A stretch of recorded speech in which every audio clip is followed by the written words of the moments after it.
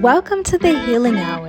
I am your host, Athena Rodriguez, and we'll be having some healing conversations. Hello, everyone, and welcome to today's episode of the Healing Hour podcast. Today, we have a very special guest, the future doctor, Emmanuel. Yes. Yes, Hey. and he's going to introduce himself and a little bit what he does. Yeah. Hi, everyone. I am so happy to be here. Thank you so much for having me. Athena's amazing. And we'll get into how we know each other later. But Way back. my name is Emmanuel. I am a second year, almost third year medical student here in Texas, originally from Nigeria, but grew up in Houston where I did my undergraduate, graduate, and, now a medical degree.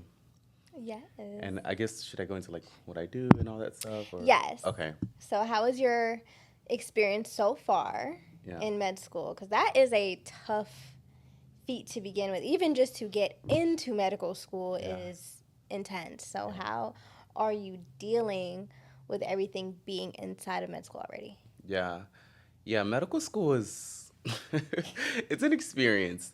And I wish it was just studying, take an exam and it'll be all, but no, there's a lot of mental and emotional, things that go into just this degree. Going into medical school, you are kind of ambitious and you want to change the world and you're so hyper achieving. And when you're in this space where not only are you met with people on the same kind of wave as you, but you're also met with like a whole bunch of new expectations and responsibilities, it honestly just makes you question everything you've always known. It makes you reevaluate so many different situations. And, a part of it is for a good thing, because you're learning how to save lives and be a physician. But a part of it is also, can be detrimental if you don't know how to kind of balance your expectations, if you don't have like mental outlets and stuff like that. So it's been an experience to say the least, but I do still love every minute of it. I love what I'm learning. I love who I'm growing to become. And I wouldn't change the experience for anything. Right. So, given that you're in a room filled with, the other future doctors of America, how would you think that affects, does that affect your, self-esteem at all? Does it humble you in any sense? I can only speak for myself, so I always joke that I am a hyper absorbed with myself. Right. I can't pass a mirror without looking at it. Like I am Serious. I am obsessed with myself. So even going into medical school, I never was like the type that was like intimidated by others or envious or jealous. Like I've always had my own lane and focused on it because there's no one like me and I'm no one like anyone else. So it doesn't do you good to compare yourself to others or to stay hyper fixated on what other people are doing. However, and I quote, medical school is filled with so much high achieving people. Yeah. So everyone coming in were the top of their class. They all made great GPAs. They all did well on their MCATs. However, what unites us is our passion to serve and our passion to go into a field like that. But sometimes when you're in that space with all these different people that are also high achieving, it can kind of give a very competitive atmosphere at times. And, for some people that can take a toll on them, so I have, I have experiences with people that, they've been challenged by their situation. And I've also had experience with people that they've been broken by the situation. So it's just about what you make of the environment. For me, I love, being amongst bright minds. I love to collaborate. I love to learn. I love to ask questions. I love to probe. And I see it as, each one of us medical students are going to go into so many different diverse specialties in medicine. And I'm like, well, I'm not going to treat every single patient in the world. You know what I mean? Right. And I'm not going to do every single specialty in the world. But what I do want to do is have a great network of physicians that are doing every single thing across the scope of medicine.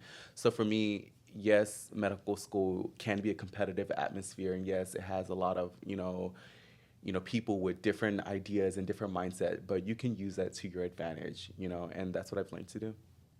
Awesome. So, first of all, let's backtrack a little bit. Why medicine? Great. Of all things.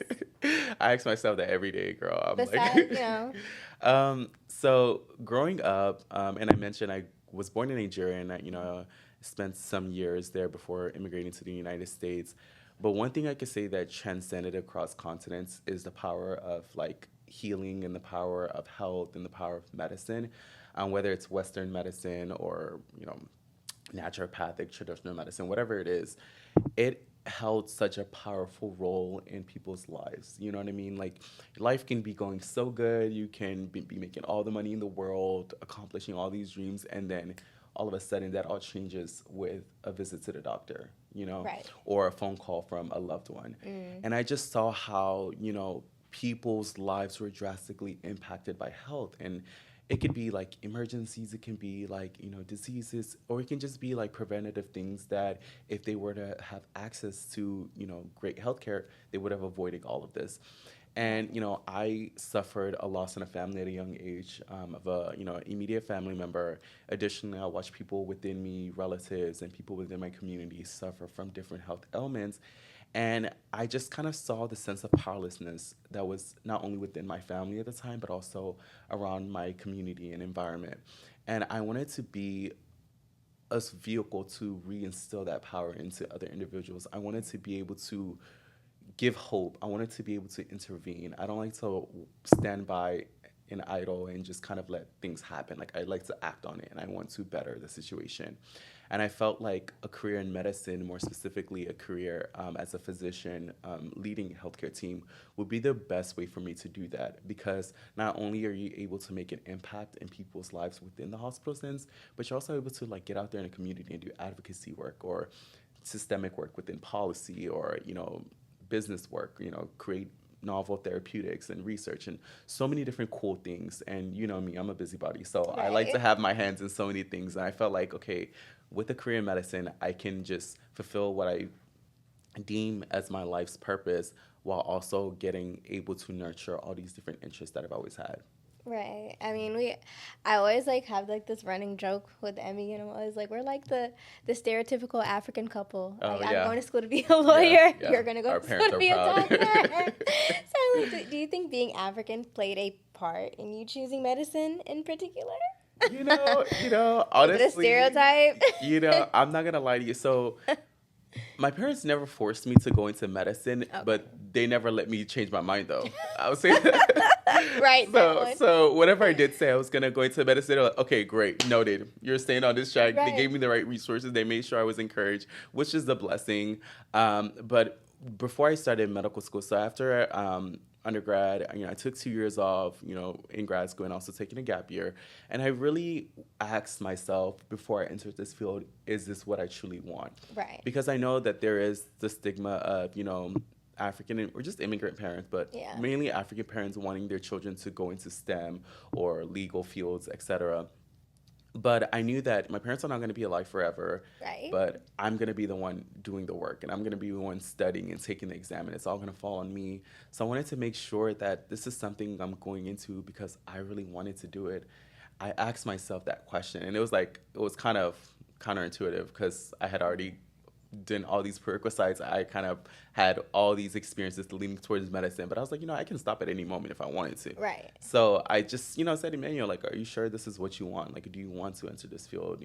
Are you cut out for this? Are you prepared? Do you enjoy this? Is this something you see yourself doing for years on end?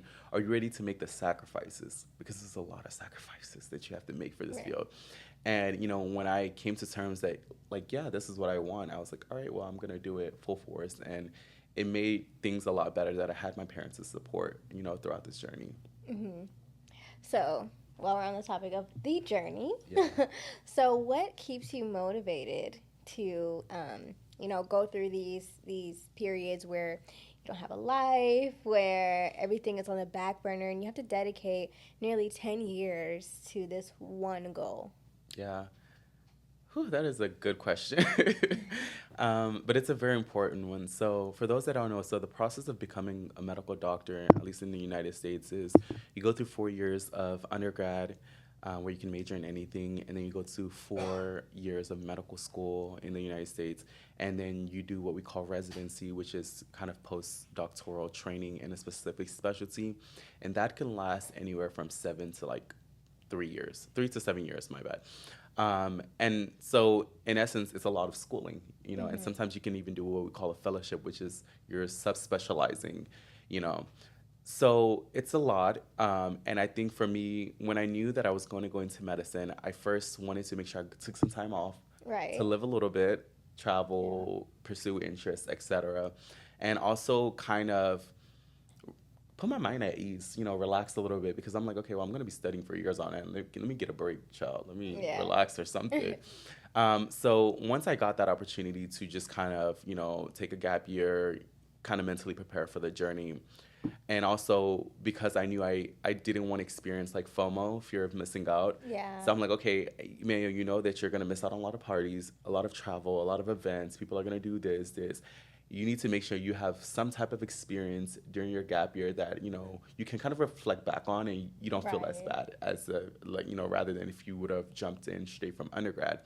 So now that I'm in the process, there's so many different things I've had to like not attend or I couldn't make it. And it's not even just like fun events, like monumental things. I've Yeah. missed birthdays and weddings and baby showers, and I'm just a second year medical student. So I can't even Right. imagine what it's gonna Only up be from like here. for here. Yeah. So it's hard sometimes, especially when you're studying for hours. You get on Instagram. Oh, someone's getting married. Can't go. Oh, Someone's wow. at the clubs. Like all these, like sometimes you feel like life is passing you by, Yeah. and it hurts, and sometimes it can be sad. But for me, I find joy in the little moments that I can, spend. So if, for example, we have an exam coming up, I kind of book a trip at the end of my exam that I'm like, okay, I'm gonna work up until this, get on a flight right afterwards, come back ready to kind of tackle the next day. So I give myself little rewards when I can. If I have the opportunity to visit family, I really, really take advantage of that because, that's very important. I try to stay connected with my friends. And then I also remember that what I'm doing is important work. It's very needed, and I also know that it's not going to be forever. You know what I mean? Like I'm not going to be in this period forever. There's going to be a time where I'm getting to enjoy life and work and make money and live a little bit. So I just kind of put my head down, stay the course, and find little rewards along the way. I love that. So can you condense it down to 3 tips Yes. that would keep us focused and hold us down during whatever strenuous mental activities we're doing? Because me personally, I'm studying for the LSAT myself Yes. again for the second time. Yeah. And yeah, I implement some of the things you were talking about, like just saying yes to opportunity. Oh yeah. But what are just 3 tips to just hunker down? Awesome. I'll start with the last thing, saying yes to opportunity, because that goes on to one of my tip, delusion. Delusion. Real delulu. Like, and to think about it, Athena knows me since like before all Right. of this. She has known that even before delusion became a thing, that was like me. Right. Like Us. and I don't even think it's Us. delusion, because I feel like with delusion it makes it seem like, oh, it's unrealistic. Yeah. But I think it's ambition. Yeah. I think it's just like that fire that you have to have, that belief you have to have within yourself. So if you want to call it delusion, we'll go with that. But it's something, we need to give it another term, because it's something more than that. You need to have such a vehement belief in yourself and your abilities. Like you need to see yourself as like the best, the greatest. Like just whatever you think your goals are, multiply it. Right. Starting off. Second, you need to have discipline. That part. Not Let's motivation. talk about it. Motivation is a waxing and waning. You need to have discipline. If you can have discipline to go to the gym, build a nice body, you can have discipline to get through medical school, to get through law school, because that's really all it is. Like, some days you might not want to be there. Some days you might not want to study. Might not want to do X, Y, and Z, go to clinic, etc. But you got to do it. Right. Because like I literally have those talks to myself, like, okay, what are you gonna do? Drop out of medical school? Okay, Right. I'd like to see you try. Like, you know what I mean? Like, it's like I don't want to be here, but someone has to do it. And so, discipline, delusion, and I think the last one is you need to have like an outlet or a passion outside of your career. Right. Like you cannot let that be your whole personality. I don't tell people that I'm in medical school until like later in the conversation, because like one, there's always like like a little shift where it's like, oh, you're Okay, I'm talking to a smart person. you're right. So I'm like, I like, yes, I'm training to be a doctor, but Yeah. I'm so much more than that. You know what I mean? Right. And even while I'm in medical school, I've not let it become my entire existence. And when you start law school, the same thing. Like when you're in a professional program, that's your profession. That's not your personality. Mm. You have a lifestyle. I hope you have a life outside of this. Right. I We hope hope. you have interests. I hope you have passions, hobbies, a family, like other things that you can turn to, because that profession can get really dark. It can get really taxing, really stressful. And if that's all you have, it's gonna wear you out. It's gonna burn you out. Additionally, sometimes that profession may not be in your control. There's times when, I've studied super hard and I didn't do well. Or there's times when we're in clinic and I don't know what's going on with the specific patient. Or I know there's going to be times as a physician where, despite my best efforts, I'm not able to, you know, give a favorable outcome. Yeah. So if that is your entire life, like if medicine is like all that you have going for yourself, it makes it hard to cope with losses. It makes it hard to cope with stressors. It makes it hard to cope with just things that are outside of your control within that field. Right. So just kind of having that discipline, having that delusion or that passion, and also having like an outlet, having like something else you can look towards, has helped me stay grounded. So I guess those are my 3 tips. That makes sense. Yeah. I guess it's kind of, we're both 26 and still in school, and so our whole life, pretty much as we remember it, is just being students. Yeah. So for me, it's kind of like, outside of school, just making it a point to find myself outside of a title Yeah. and outside of a classroom. Yeah. And I know that high achievers who, really are, studious people, if you're going for higher education, it's so hard to identify yourself outside of school. And so what I see a lot of times is a lot of people going through like post-grad depression. Yes. Yeah. Yeah. That's even while in, like for example, like I noticed that people within my program that like went straight from undergrad to medical school, they handle loss and defeat a lot harder than, or it's a lot more challenging for them than people that took time off and experienced the real world. I'm not saying that that's everyone, students aren't a monolith. However, what I'm saying is, when all you've known in school, you went from undergrad to grad to medical school, straight from undergrad to medical school, then sometimes you tend to implement your self-worth and align it with your status as a student, when that's not the case. You're a lot more than that. You know what I mean? Just because you don't do well on an exam doesn't mean you're a failure at life. Yeah. So like you said, we're in our 20s, and that's also another thing to keep in mind, because in addition to being a student, we're also going through adulthood. Right. And that's one of the things that people don't talk about. No one told me about that when I was getting ready for medical school. It's kind of the thing that I just kind of had to learn and realize that, like, hey, you're not going to be a student forever. One day you're going to wake up, you're the doctor, congrats. Okay, then what? Life, like, people have aged, people have moved on. Like, that cannot be your entire existence, That is very true. Yeah. So what are your personal struggles when it comes to keeping that balance and keeping that, like, grounding? Honestly, patience. Patience. I would say that's... I hate being patient. Yes, if you ever apply this, That's not my forte. All right. I want to see my results now. Yeah. Now. And this law school process has taught me patience, because just my undergrad career has taught me patience. Yes. As soon as I'm like, woo, I'm about to graduate, your was like, no, sit down for another semester or two. Yeah, patience is definitely a virtue that it's important, but it's so hard to attain, because, like, for example, like with medicine, like I explained earlier, I'm going to be in school for a long time, right? Yeah. So having the patience to understand that, like, this is not an instantaneous reward. It's kind of like a longitudinal thing. Like, I may not see the fruits of my labor now, but I'm going to in the long run. Exactly. And if you know anything like me, I'm like about my business. Like, I like things. I like, if I'm putting in work, I want to see my outcome, Yeah. So medical school had kind of slowed my role, because there will be, and especially like in undergrad and grad school, like I used to like get involved in a lot of, and I still do get involved in a lot of things, and I would get awards and scholarships and all these different things, and I could feel recognized for my efforts. Now with medical school, it's like I'll go a month and I'm just a student. I'm like, oh, so no recognition, no dinners, Right? no scholarships, no like I'm like, oh wow. So Yeah. all I do is just go to class and study and take this, and even taking an exam, it's like like the reward, the sense of pride you feel is kind of fleeting because like you just get through an exam, you do well, all right, congrats. There's another one in 2 weeks.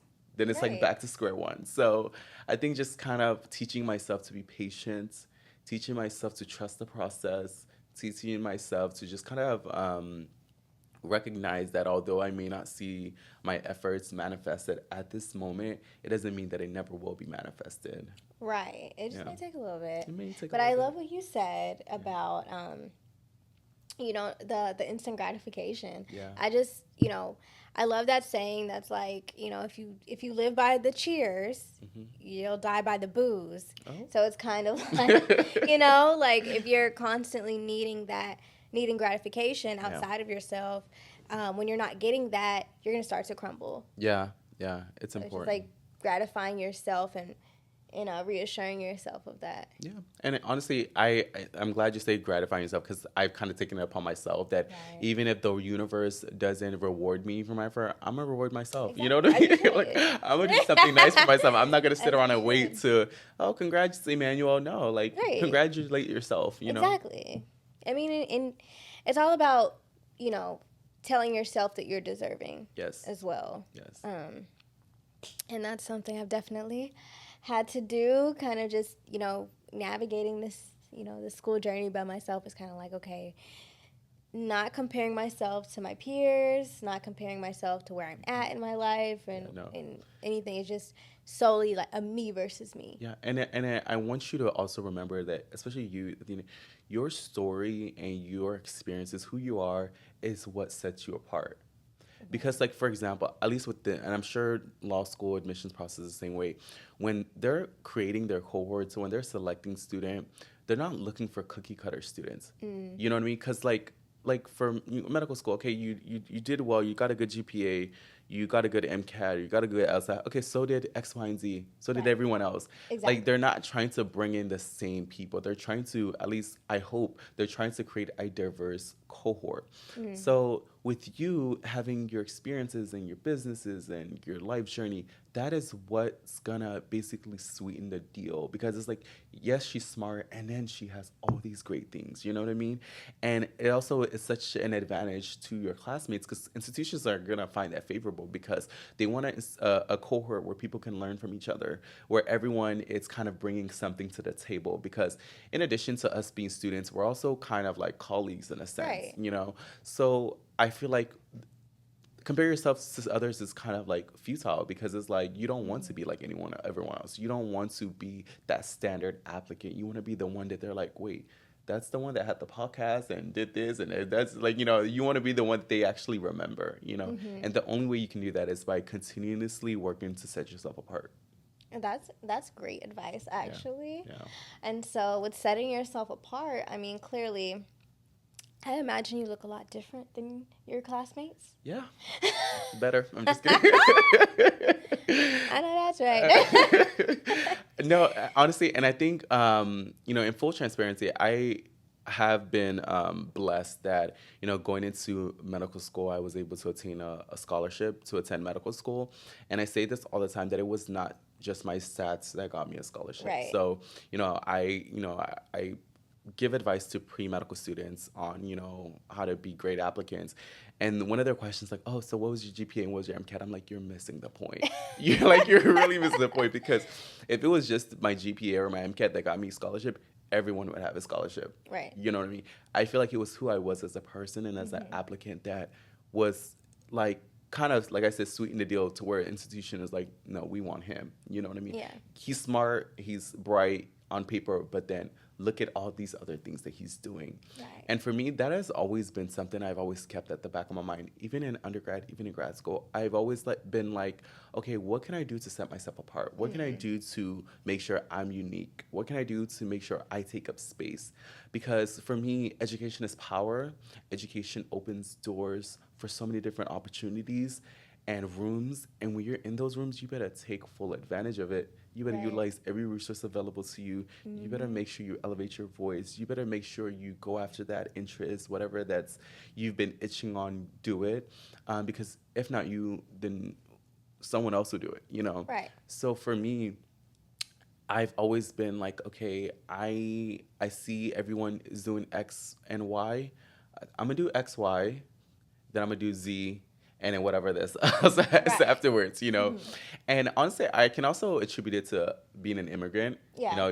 Be as in being African, and there is that stigma of immigrants being like very driven, very hardworking, and that's true. It's true. It's true. It's It true. comes from somewhere. It's It like comes from somewhere. I feel like it instills a certain urgency Yeah. in you whenever you've seen, like, because I just feel like, I mean, you're from Africa. Africa poor is not U.S. poor. What? What? U.S. poor. What? U.S. homeless people have cell phones. Bro, there's shelters.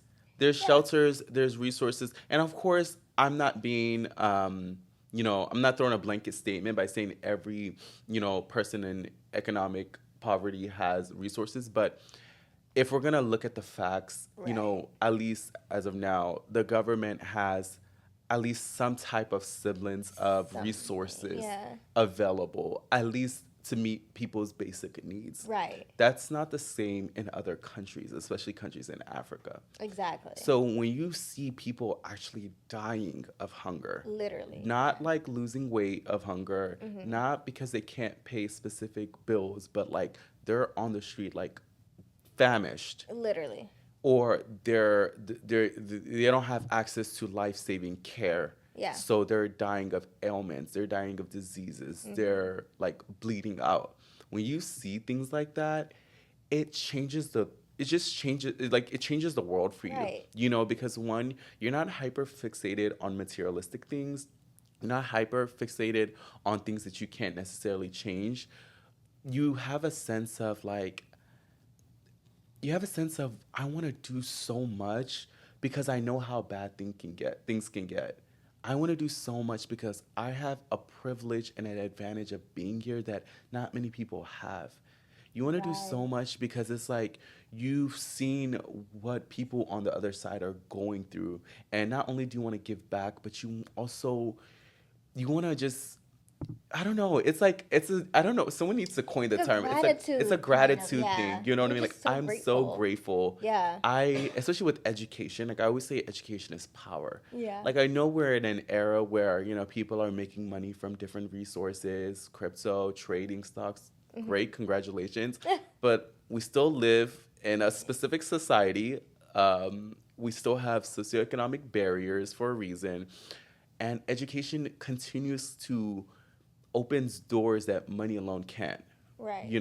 And not even just the doors and advantages, but just how you navigate the world and the things that you're able to do. Exactly. Like I told you earlier, I'm so grateful for my medical education because that is something that I can use it in anything. Right. I can use it to better people's lives. I can use it to open up businesses. I can use it to invent things. I can just use that foundation of knowledge to do so much good for the world or just good in general. Or even if I don't want to do good, so much for myself. If you're a very self-minded person, just good for yourself. So I think us being immigrants and coming from just a society or an area where education is not given to everyone, it just kind of puts a battery in our back when we come to a country where we have an education and it's attainable to get it. Like I'm trying to collect degrees like gems, Exactly. Is there more? I want it next one, Right. So that's just me. No, I definitely think like what changed my trajectory of my life is when I went to Cape Verde, visit my family and just seeing what I've come from. Oh yeah. And it's different when you're going to a country where you don't have any ties. Yeah. But these are like, your relatives, your family. Yeah. This is where you would be if your parent didn't hop on that plane Yes. and bring you over here. Yes. Can you imagine? Oh my gosh, no. So it's like you're seeing yourself in an alternate universe when you're visiting, Africa or other impoverished continents, countries.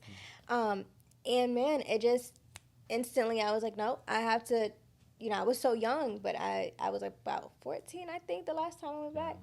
And I was just like, yeah, something's got to give. Like, I came back with a better attitude. I came back grateful.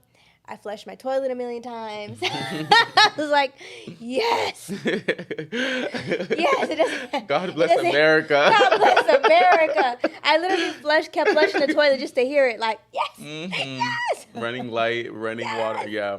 No, same. Slamming my door. Yes, it's a door, not a curtain. I know. Safety. Like, oh my gosh. Like, I went back. The last time I went back, like 2 years ago now. And that was right before medical school. And I'm so glad I did it right before medical school because, like, if anything, I was set. I was so focused. I was like, oh, yeah, right. We're gonna do this thing. But yeah, similar to you, when I went back and saw family members, and not even just family, but just people around. Nigeria itself is the most populated country in Africa, and just seeing the state of the country, seeing how hard people had it, how corrupt aspects of the system, the government is. It broke my heart. It broke my heart to see people in those conditions. It just, I don't know. And then sometimes you question, why me? Right. How did survivor's guilt? You know what I mean? Like, okay, like this could be my reality. You know what I mean? Right. Would I be able to survive in such a condition? And and it's like, yes, I could have, when I was there, of course, you give them all you can. You give them money, you give them clothes, you take them, I was able to give, but then part of me was like, well, I'm about to go back to America and live another life, and they're going to stay in this condition. So I was like, no, I want to do more, and I want to be able to give more than just money and give more than just food or whatever. I want to be able to help change the reality or just help, reinstill power into people in those conditions. So, I mean, I don't know how that's going to happen. I mean, you're on a great track because I feel like a big way that you can contribute back to where you come from is to be that representation. Yes. And when you're that representation, you're showing people from where you came from that it's possible to happen. Yeah. And I think that's one thing that has been a little discouraging on this law school journey. Yeah. Is I don't know any women who have my background. Yeah. I don't know any Cape Verdean women who grew up with a single mom in a 3-generational household, 4-generation household, actually. Because great-grandma was up in there, too. Oh, my God. And, move across the country and make it happen. I've never seen it, so I have to be it. Come on. Instead of, and I have to draw my own motivation. And I feel like once I get to where I'm going, then you're helping people by just, this African boy came from this village and is able to make a huge impact in medicine. So I can do it. And then they go back and they help their communities as well.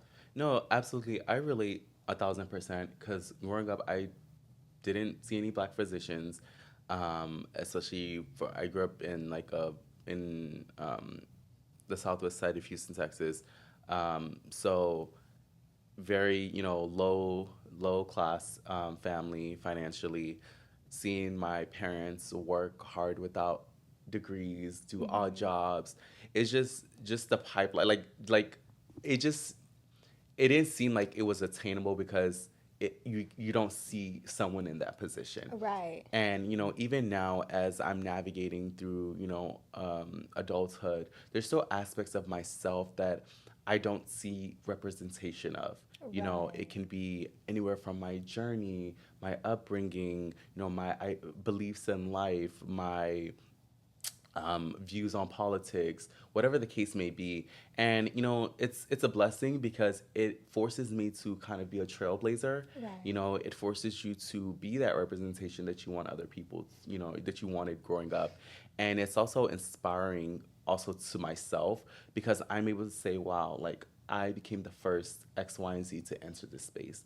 Right. They call it imposter syndrome.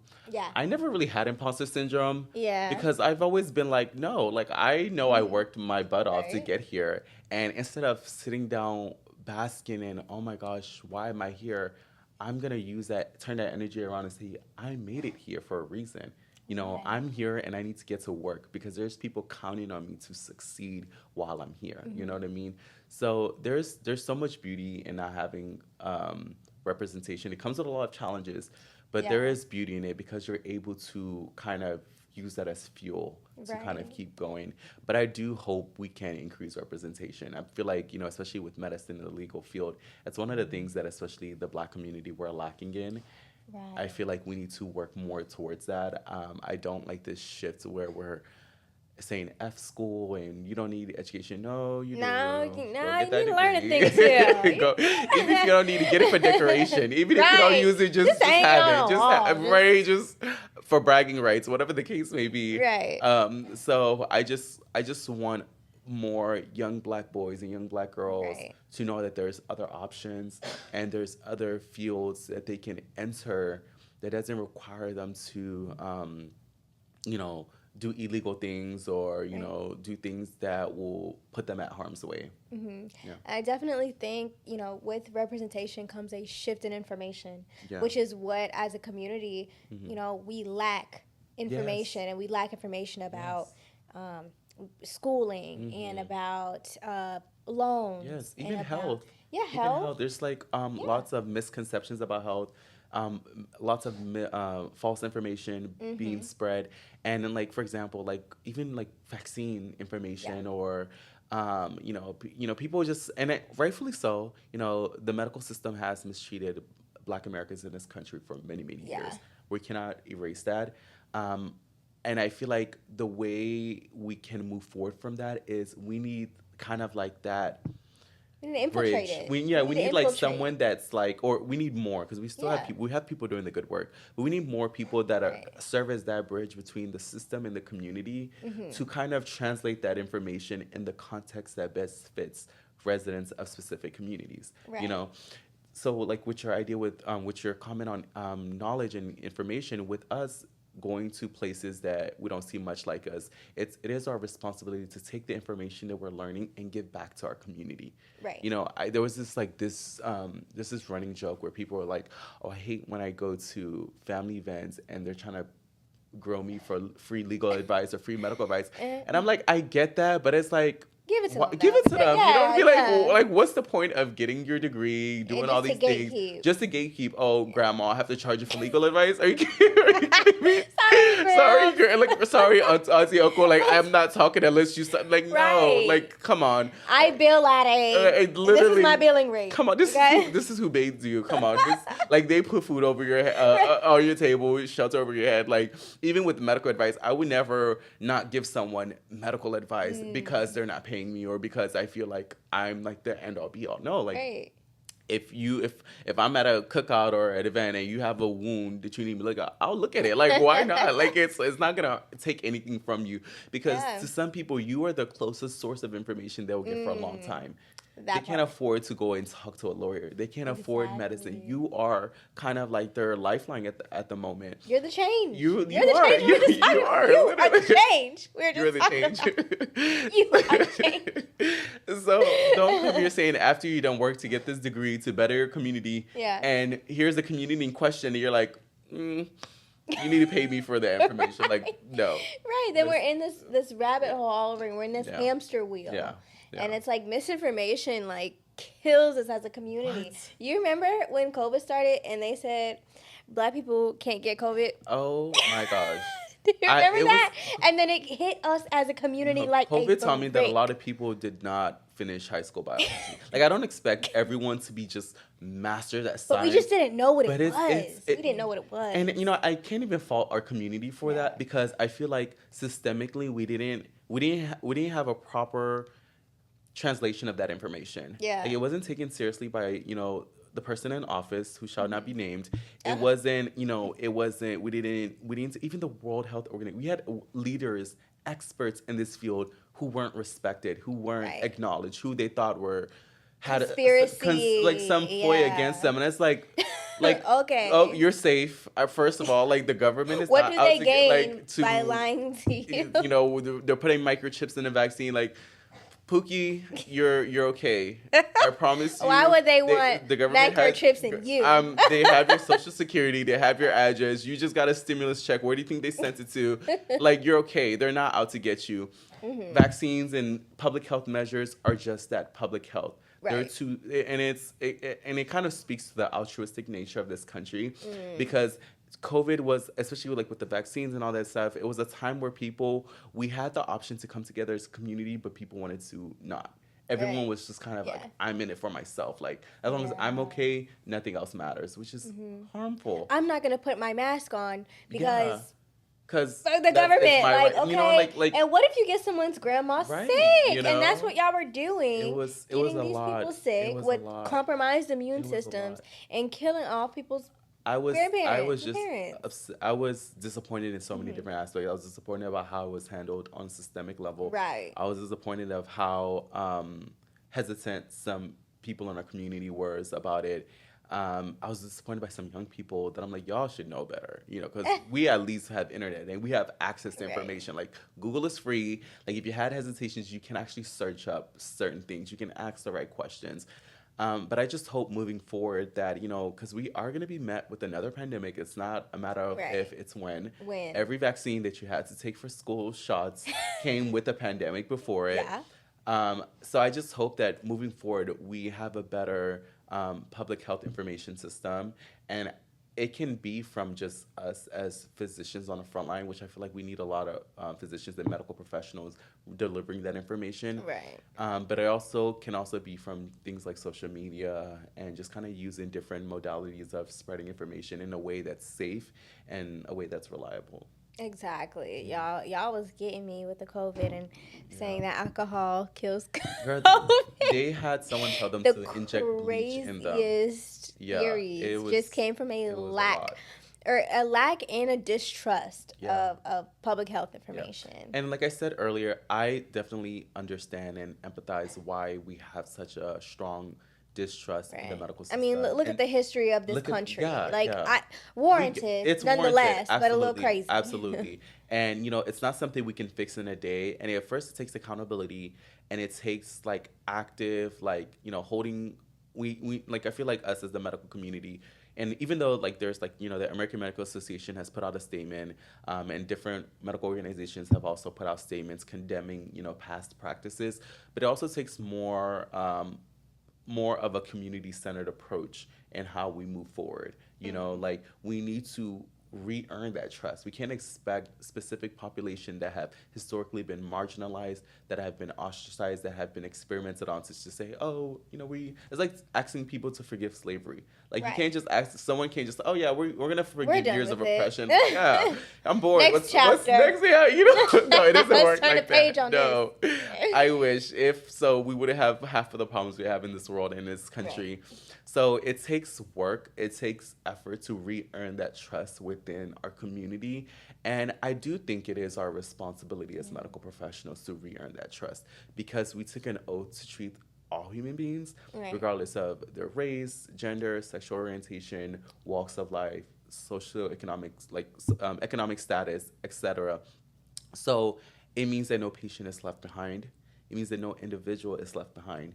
And that includes going out there and swallowing our pride, and actually working to mend that change, especially if we want a world where we all have an altruistic, sense of, feeling when it comes to public health issues and stuff like that. And also because it's the human thing to do, it's the basic thing to do.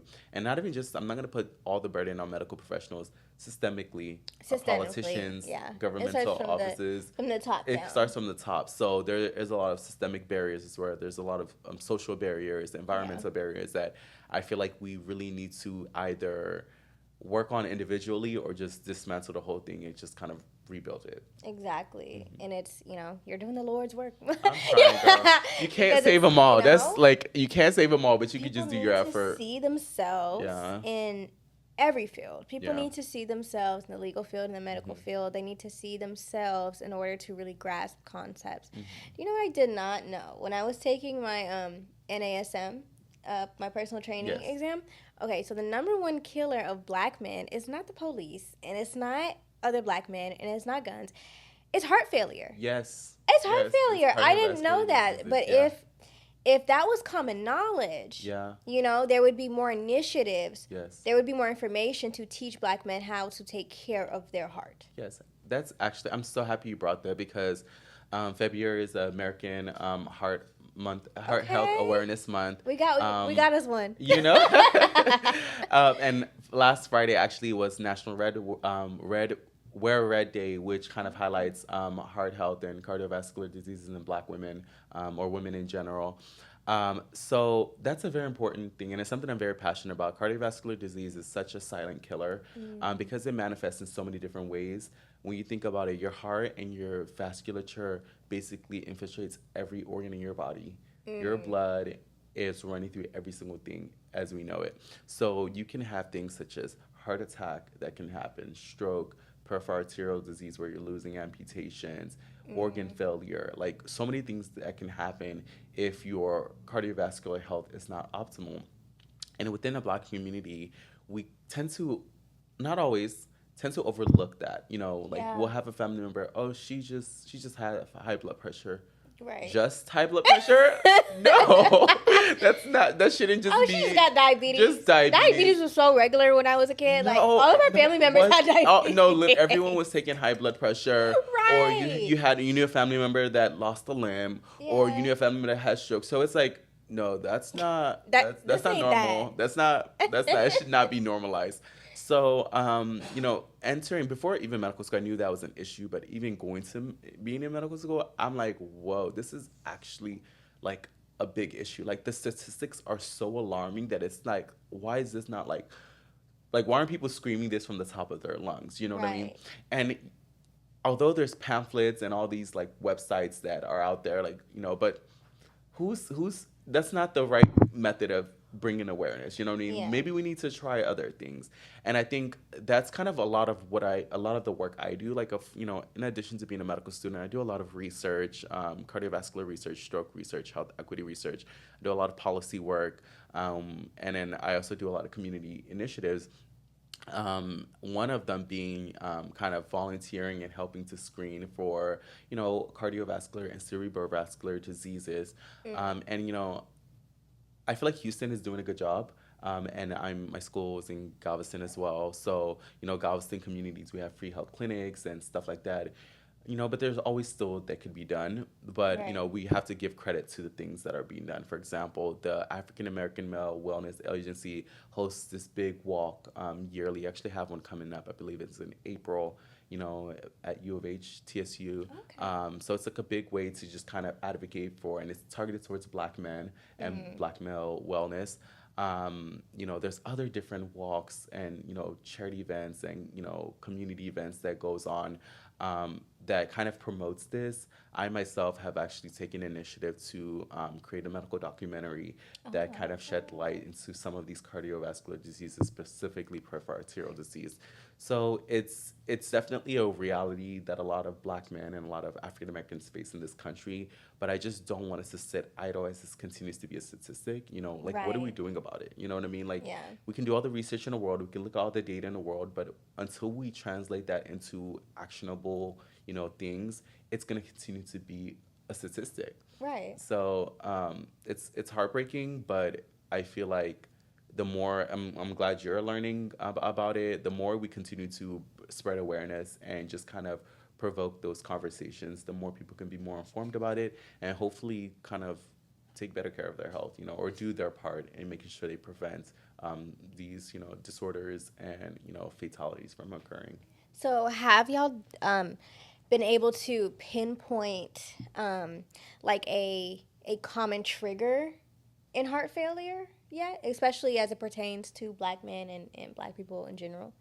Yeah. A lot of it, it's lifestyle things, diet, exercise, maybe environmental exposures to certain toxins, smoking. Hope y'all are not still smoking. I cannot stress. Like everything, well, not everything, but most of the things that we learn about, it's like 10 times worse, or the risks are so much higher with smokers. So Right. let's put away the smoke. That Put it includes down. That includes the vapes. the vapes and hookahs. And I know it has a chokehold Hookahs have on had Houston. It has hit a Houston run. hard, or in other countries, And because it urban, tastes other like cities. strawberry kiwi, Oh my people don't think gosh. it's gonna cause heart No, failure. it's up there. So lifestyle thing, alcohol, just, not being active, stuff like that leads to what we call plaque, and which is the kind of buildup of like, cholesterol and like other particles within your arteries that kind of occlude different, extremities and organs. Additionally, it can lead to high blood pressure, which, like I said, high blood pressure is a very serious thing. It's not just something you just kind of overlook. It's a silent killer, because what's happening is that force is pushing against your arteries and your veins, and it can lead to kind of like, ruptures, and it can be so devastating. So a part of it is lifestyle, things that we can control on our own through, better choices. And then a part of it is access to care, Yeah. preventative care. People live in areas where there's maybe one doctor within like of 20 to 30 to 40 to 50-mile radius, Yeah. or they have long wait times, issues with insurance and getting coverage, or being uninsured and not being able to afford screenings. So a lot of these diseases and complications go undiagnosed until it's too late. So when they're coming in, there's like not much that can be done, or they're coming in when they start having a heart attack or they have a stroke, when it's like, if we would have caught this months ago, years ago, we could have done something about it.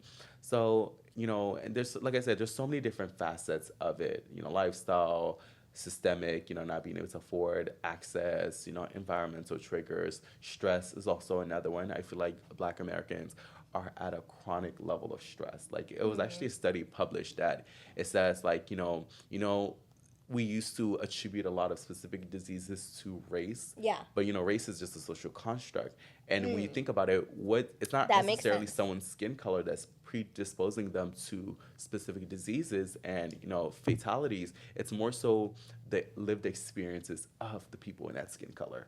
So it's not necessarily because I'm Black, but it's like, because I'm a Black man that's chronically stressed, Right. that's always on edge, that has X, Y, and Z. And these are the stressors. These are the stressors that this specific group of people are. Same with Black women, because Black women, have one of the highest rates of undiagnosed heart attacks and cardiovascular events, because they're constantly being in that high level of stress.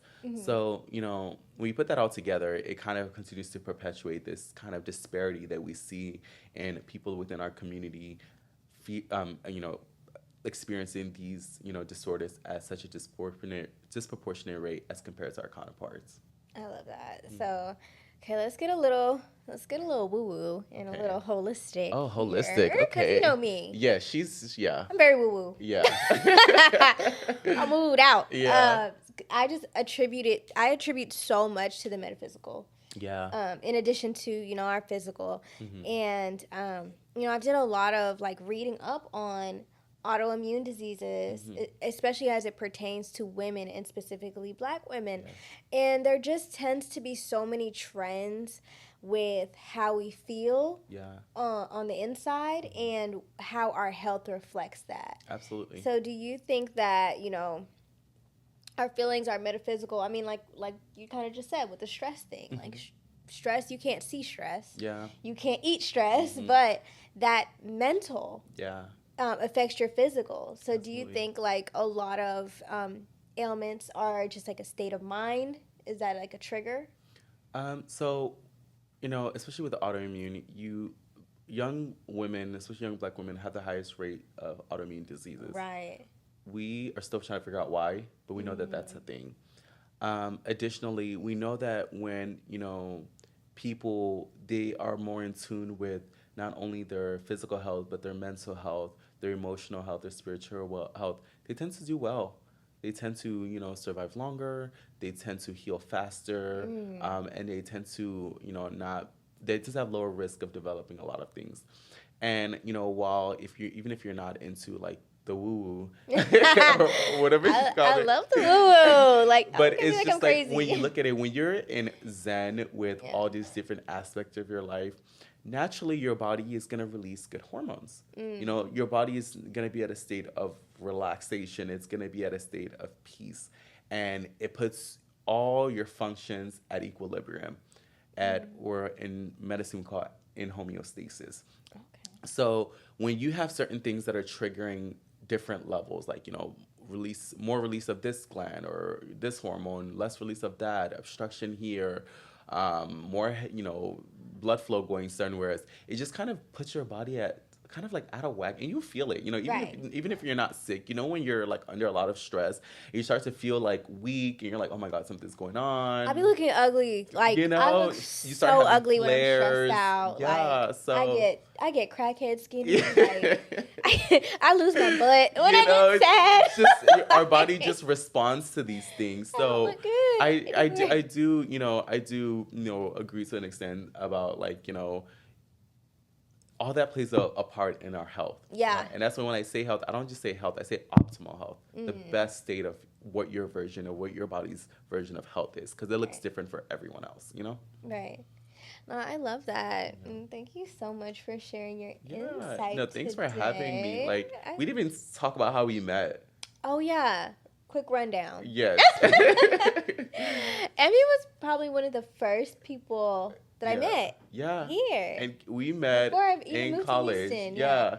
We met at the gym. We met at the gym. Crazy Fitting. how we're still into fitness. Like, We are. something's never changed. Yeah. That's how we clicked. We were clicked. like, We used to work out together. We thought we were doing something. oh my god, but we were though. We were. It was building. It was up building. to something like back then, and it's so funny that you say that because you know how Apple Yeah. brings up memories. Reminds you. Like it showed us the most like Oh.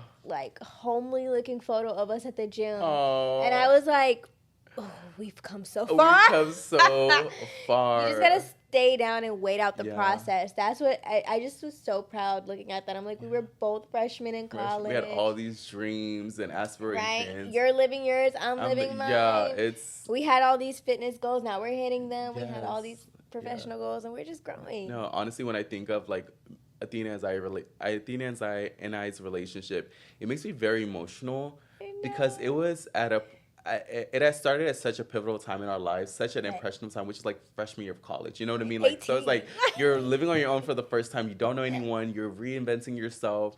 And I feel like with you and I, we've been able to see each other at different phases in our lives. You know what I mean? Yeah. So I've been able to watch you grow from who you were when you first moved to Texas to like who you are now. And you've done the same with me. And it motivates me, honestly. Like, I don't know if I tell you, like, you motivate me, when I see how hard you... Oh, thanks.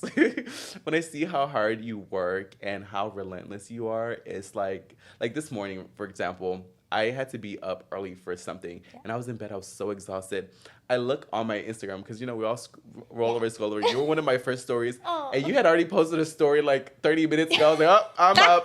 I'm up. And it was like, I forgot what it was, but I was like, Early bird gets the worm. I'm so up because I wake up early every single morning, so Saturdays I like to sleep in. Same. But Athena will remind you, like, no, there's no days off. Like, no days off.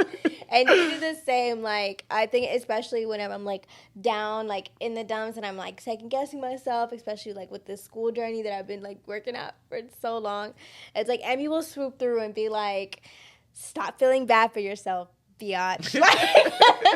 You can do this. You've done other things. It's just been equally as hard. And you just need those friends in your life that stay as lifelong friends. Yeah. Even if you guys don't talk all the time, just keep that battery in your back. Yes. No, honestly, because it's like when I see Athena winning, I feel like I'm winning too. Same. Because it's like, we're both in so much in different fields, but it's like the journey is almost the same. We're still grinding, we're still studying, we're still trying to make something of ourselves. We're still adulting, which is so hard, and just trying to figure it out, So I know that, when I do need a break and I need someone to just kiki with and yap and talk and grab a drink, I can always count on her. Yes. And she can do the same for me. So, exactly. And it's like, you see each other at different stages. And like I said, Emmy, he really motivates me to do my best because I'm like, okay, we're on a mission and I can't be lagging too far behind. Oh, no. But when Emmy when he got into medical school, you couldn't tell me I didn't get into medical school. No, okay. And when you get, I'm always like, just y'all better not even try me the minute that Athena has a JD behind her name. Oh yeah, it's up. Because I will call her like on speed dial. Right. Like, someone please, I'm gonna be begging for someone to try me so I can be like, I have my lawyer ready Call for my you. lawyer on the literally. But no, just like I said, you got this. Keep the course. I love what you're doing. It's so amazing, so important. Keep even when you get into like law school, keep doing it because it's gonna just continue to set you apart. Because like the degree, I know this might sound crazy to someone, but the doctorate degrees for me, in my reality, is the bare minimum. Take that how you will. It's the stepping stool. You know what I mean? So for us, okay, we were gonna get a degree anyways. We're gonna, get our education. Now it's like, what do we do once we have it? After You that, can then only what? build upon it. And that's an encouragement to anyone. Like, even if you're not school minded, even if like school's not your thing, okay, continue to pursue your dreams. Continue to go after what you want. Make sure you're educating yourself. Education doesn't necessarily mean classroom and taking exams. It means Right. being That aware part. of whatever field that you're in, being an expert at it, knowing exactly the intricacies of like, what it takes to be a boss in that specific space, and then learn it well, master it, and keep it going. Exactly. Yes, and Emmy, let us know where we can follow you on this journey Yes. for the rest of medical school and into your career. I know. Career It's gonna be long. I hope y'all are in for the ride. But you We're can find strapped me in. on Instagram and TikTok at Emmy Ebir, EMMYEBIR. I'm gonna do better at posting more content. I live a very private life, and I'm just like, there's certain things I want to share and then certain things I don't. But I'm doing more, sharing more content, sharing more about my journey, at least like the medical side of things. But yeah. Yes. Thank you all. This was today's episode of the Healing Hour podcast. Thanks for having me. Yes, thank you for coming on.